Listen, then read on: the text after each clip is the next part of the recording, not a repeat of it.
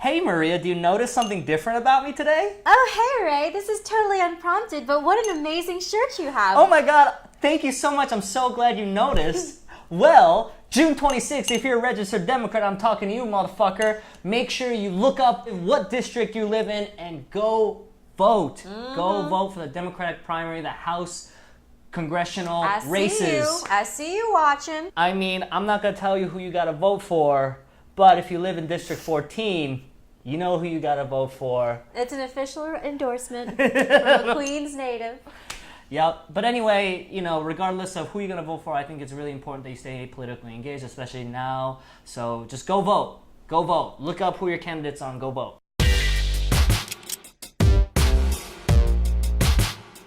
What up, June? How you doing? Welcome to the final episode of the season.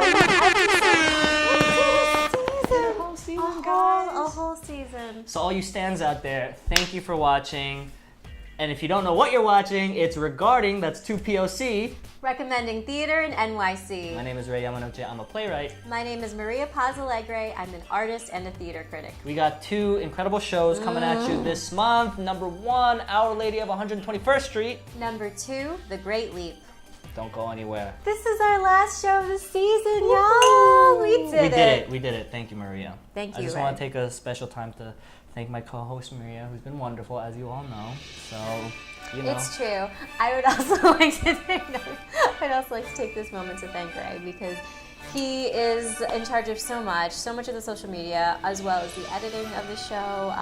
He's done the work to get all of the technical elements in line. So thank you, and thank you for this idea. Oh, thank you. This is great. So stay tuned. Don't go anywhere because we work really, really hard. We're Asians. Yeah, it's true. It's true.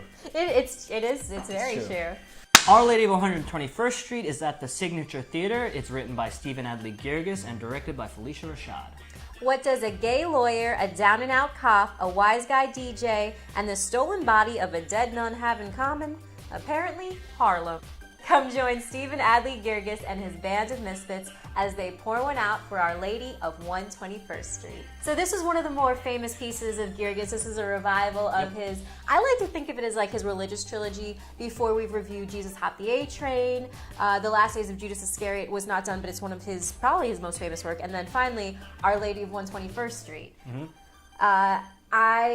I love this play. Yeah, it's really good. I thought it was amazing. I think it was a very well done revival, but just like the concept is so wild. Yeah. The funeral of a nun and the body is stolen, and it starts with a man who had his pants stolen outside of the funeral home. But it's hysterical, but it's not, because he's so serious in his agony and his ecstasy, and it's hilarious. And he just nailed it. I love how rich all the characters are in this play. They come alive. They're very, very vivid and vibrant. And if I want to criticize anything about this play, it's the fact that I just feel like I wanted more. Like I just want to live in that world a lot more. I want it's Our really Lady beautiful. of 122nd Street. The next block over, still is drunk. Yeah, at the bar. The whole play is now at the bar. But yeah, it's just really great.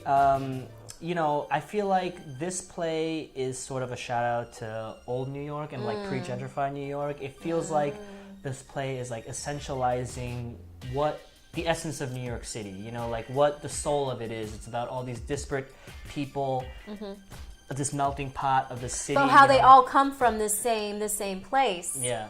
Or they all, you know, they all are looking for something, and they're all tied together by this one nun in Harlem. You know, but they're all from different walks of life, and they're all doing different things, and they all are trying to reconcile something within each other, and it's just really, really beautiful, and it's hilarious. Yeah, I thought there were a few standouts, especially. I thought that that Rooftop, shout out to Rooftop, who was played by Hill Harper. My God, I could watch that man read a phone book. Yeah. He just lived it. Like, he loved that character. And conversely, the woman that played his ex-wife. Yeah, Inez. Quincy Tyler Bernstein, shout out to her. She's great in everything, though. So. Quincy, shout out to you.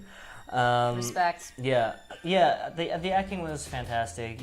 What Girgis does so well is that he, you know, I don't want to say it's easy to act these things because acting's not a. But he gives you so right, much to exactly. go off. There's just so much there that there's just a lot to work with, So it's just so I think exciting. a part of that is like in the pre-gentrification that you discussed. These are not caricatures. They might seem like archetypes, but they're not like archetypes I've ever seen. Right. What they are is people. Like they're so flawed and they're so funny and they're so human, and it's something that you can't help but connect to it, and you mourn the nun that you never met, and the love that's been lost, and you pour one out for the lives that have been touched by this woman. In a sense, the play is really romantic because it's sort of like it feels like a love letter to the denizens of New York City, and you see from the characters because all these characters were so connected to this nun who's passed. Yes. And I don't want to ruin the end, but when that last scene when you find out, bleep, I'm not gonna spoil it, but it's sort of like it shakes you in a way that it shakes all the other characters, and it was like it sort of sticks with you, and you realize we all sort of eulogize these people, and the whole play is about like sort of elevating the life of everyone and all the characters, but then you also realize how fucked up life can be, that it's a dangerous world out there and you never know what's going to happen. Yeah, that's one thing about it. Even though it sometimes lulls you into a sense of like, oh, I see what this play is. It's a comedy. Like, oh no, I see this play. This play is a confessional. Like, oh, I see this play. It's a religious work, but it's all those things. And I think it should not be missed. Yeah, definitely go check it out, man. Signature Theater. Big up, Stephen Adly Girgis. He did it again. The Great Leap at Atlantic Theater Company is written by Lauren Yee and directed by Taby Magar. As nations around the world vie for manufacturing and trade with China, their dark past of systematic devastation is often forgotten. Thankfully, playwright Lauren Yee refuses to allow us to forget. So, I gotta preface this discussion by saying that we don't typically talk about shows by our guests, but we had to see this one, though. We got very fortunate to be able to see this show, and it was really, really great. So it was we're good. Yeah, and it's the last episode, so fuck it. All the rules are gone. Also, what's up, Lauren Yee, Asian American playwright, crushing it. We see you. We got you. What's up? We came out. Yeah. And I'm so glad we did. Actually, it's kind of funny. We were one of the few. We were like a handful of Asian people, and then everybody else was kind of like older. Yeah, that's why you gotta come patrons, through. So all the viewers gotta come through. All the POC come through the theater. That's what we want to do with this show. So make sure you go see the show. Anyway, all right. It's a great show. It's incredible. It's about diplomacy and it's about sports and it's beautifully acted. B. Wong is fucking champ in this. I'm sorry. I don't know where I'm going with this, but it's great. It's such a complex decision to write about China, because China is a complex country. Even the Great Leap is a play on words of the Great Leap Forward, which caused the Great Chinese Famine and mass. I think 18 million Chinese people died from it. So and yet it evokes basketball stamina and agility and skill. So it's so good. Yeah. The idea of that. So you go on this journey. You see China, and this play takes place during the Cold War, which is a fascinating time between our two countries. What Lauren does so well is she layers so many themes on top of each other. There's a lot of obviously basketball themes, but also ideas of Asian American identity. Yes. Like where you stand, this idea of being good enough for like a Chinese guy. Yes. Half the play takes place in Beijing, half the play takes place in San Francisco, and Manford is played by Tony Aiden Vo, right? Played by Tony Aiden Vo is someone who approaches Ned Eisenberg, Coach Saul, and begs to get a spot on the friendship basketball game to Beijing. And he's amazing. He's a whiz, and he also will never get any recognition. And truth, we never got an Asian American until Insanity. So imagine 1989 and being short and being the son of a security guard working delivery in San Francisco. Like it was a big deal, and it was pretty it was a heartfelt story. There's also a big theme about like self-identity with the Manfred character, but also between the two countries. Especially, like China. Which like, I could relate to, you know, and I think you can relate to too. You're first generation, I'm an immigrant, and so being not enough in one country, or being rejected by one country for whatever reasons, or for just not being good enough for either country. Yeah, and not being able to fit in and trying to find your place in that. So like right away, I'm just like, oh yes, I will. Right.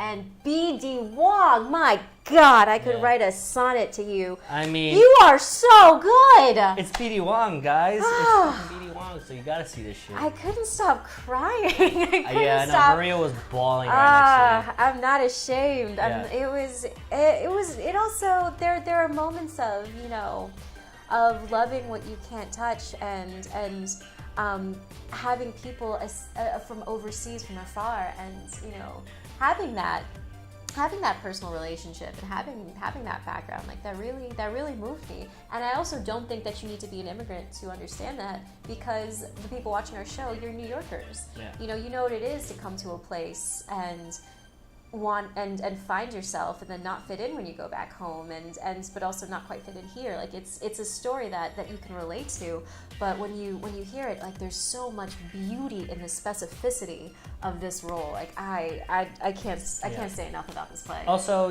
shout out to TV, last month's guest. There's a scene where of the actual basketball game, and it's sort of like. How do you do basketball? Right, well that's on the thing. stage it's not really basketball. without basketball. Right, but she did it. She did it, and I think what's great of how she sort of staged the whole thing is that it starts off ostensibly about this basketball game, but then it like bleeds, and then she weaves together this larger theme.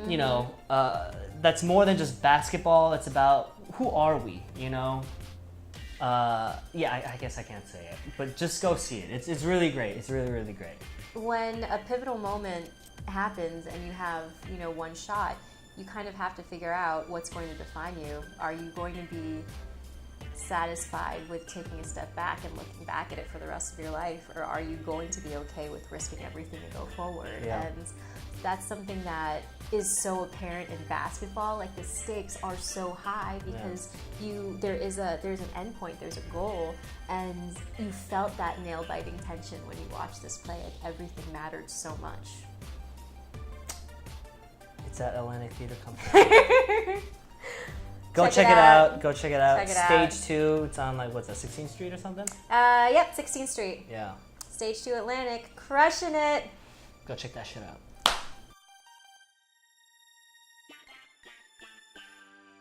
Who needs Queen Sugar? We got King Sugar in our wounds himself, closing out our first season, playwright Donja R. Love.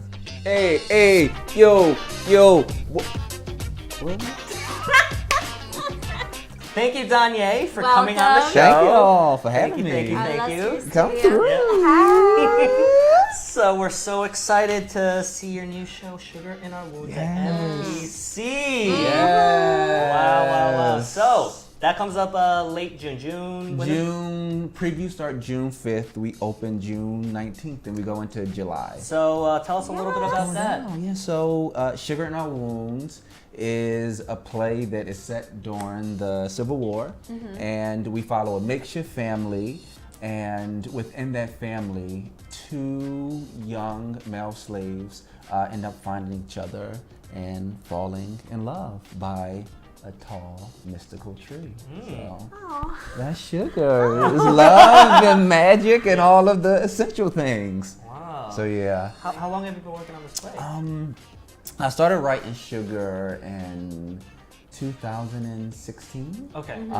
January 2016, and it started. So prior to that, backtracking, I want to say about maybe 7 or 8 years ago, I remember reading Terrell Alvin McCraney's Marcus or the Secret of Sweet, and it was a passage where Shanta Yu, one of the characters, was probing the main character Marcus, trying to find out and figure out his sexuality. And one of the things she said was remembering and learning about what the masters were doing in plantation to male slaves that were intimate with each other. And it was like a poof, my mind was blown because I never imagined me or anyone like me existing during that time. It was always as if we just like popped onto the scene in like the 50s or the 60s. Right. And so after my mind being blown, I just became extremely upset. And when I become upset, I write. But I didn't initially start to write the play. I want to say, like I said, for about maybe 7 years, the play was just writing itself in my head. January of 2016, I sat down and started to write it. And the first character that started talking was a tree. I had no clue what this tree was doing, what this tree was going to say. I was like, by the end of the play, the tree probably won't even be in it anymore. Future drafts, so there'll be no tree. But the tree actually served as a vital character. And so if it's 5 characters, the tree is the 6th character in the play. Wow. So yeah, this magical realism stuff. Mad realism. Mad realism. Necessary. Yes. Yeah. Wow, that's exciting. That's exciting. Yeah, I mean, I'm super excited. I love your work. You know. Oh man. Yeah, we got. Come through. They got Take it back, history. Robin They got Circle. history. In these streets, in these theater streets. We out Come through. But yeah. So this play is the first part of a trilogy, and I just happened to read in a little paper called The Times. What you read? That maybe part 2 is coming up at the Atlantic. That's what you read. So you just gave us the great synopsis of what's going to happen, and Thank you so You don't much. have one, but we will cheers for you. Cheers. What's Cheers. up? Bam. Yes, Yeah. come through. Fireflies. So Fireflies is going to be part 2 of this trilogy. Can you tell us a little bit about like what is this trilogy, and you know, now that you told us about that first play, is it just an extension of, or is it something separate? It's something separate. I look at the plays in the trilogy as standalones, but they're in conversation with each other. And so the trilogy, the love plays, explores queer love during pivotal moments in Black history. So the first play, Sugar in Our Wounds at MTC, explores queer love during slavery. The second play, Fireflies, which Atlantic Theater Company will be producing, is set during the Civil Rights Movement. So it's queer love during the Civil Rights Movement.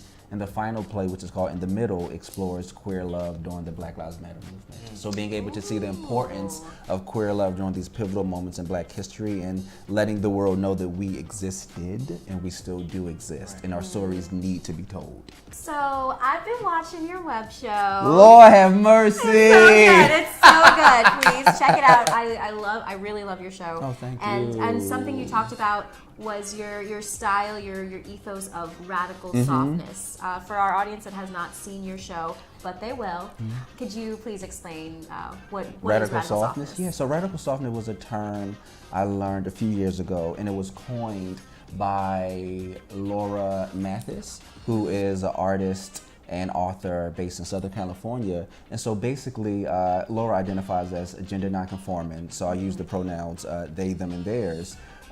So they decided and they described radical softness as a political move and a political act of existing in vulnerable, existing in an open emotional state in a world that suggests that you shouldn't, particularly if you are a part of identities that goes against, according to society, what it means to be vulnerable and what it means to be soft. And just being 100% transparent, radical softness is not necessarily passive, it's not weak, it's not feminine, but it's often deemed appropriate for like white women, right? So like, what does it mean to be outside of that demographic and still be able to exist in a soft space? It is very much a political move and a political act, not to be a white woman, but to still be soft and to still be able to exist and navigate the world in this open, vulnerable space.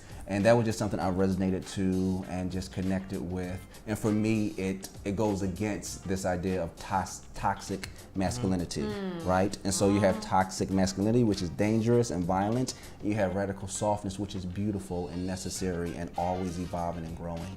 So I'm soft as fuck. Come through, or at least I try to be. Yes. And so I wanted to, if it's okay, share a story Go ahead. about Sugar in Our Wounds. So I knew when I was writing the play that it would not be everyone's cup of tea. I prepared myself for that. And so I was operating in that space. The story needs to be told. It has to be told. There are people in the world who don't want the story to be told.